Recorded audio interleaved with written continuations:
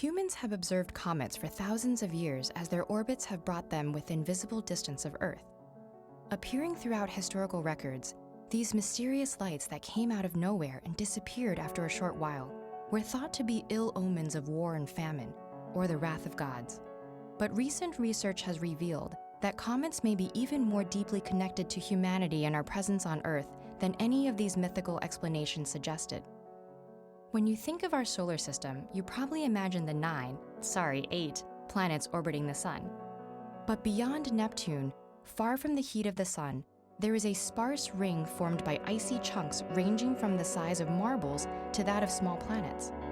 And thousands of times farther at the outer reaches of the solar system lies a spherical cloud of small fragments and gases. Many of these ancient clumps of stardust are leftovers from the formation of the solar system 4.6 billion years ago, while some of the most distant may even come from a neighboring system. But sometimes the gravity from passing planets, or stars, pulls them toward our sun, beginning a journey that can take up to millions of years. As the frozen object travels further into the solar system, the sun grows from a distant spark to an inferno, melting the ice for the first time in billions of years. Gas and steam eject dust into space, forming a bright surrounding cloud called a coma that can grow even larger than the sun itself. Meanwhile, the intense stream of high-energy particles constantly emitted by the sun, known as the solar wind, blows particles away from the comet's core, forming a trail of debris up to millions of miles long. The ice, gas, and dust reflect light glowing brightly. A comet is born, now orbiting the sun along with the rest of the objects in our solar system.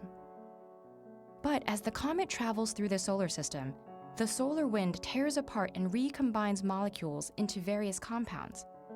And some of the compounds that scientists found, first in the rubble left by a meteorite that disintegrated above northern Canada, and then in samples collected by a spacecraft from a passing comet's tail, were nothing less important than amino acids.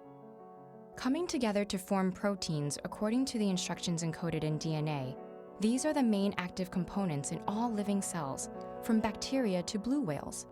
If comets are where these building blocks of life were first formed, then they are the ultimate source of life on Earth, and perhaps some of the other places they visited as well.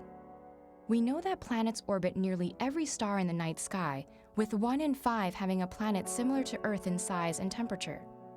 If Earth-like planets and the molecules found in DNA are not anomalies, we may be only one example of what's possible when a planet under the right conditions is seeded with organic molecules by a passing comet.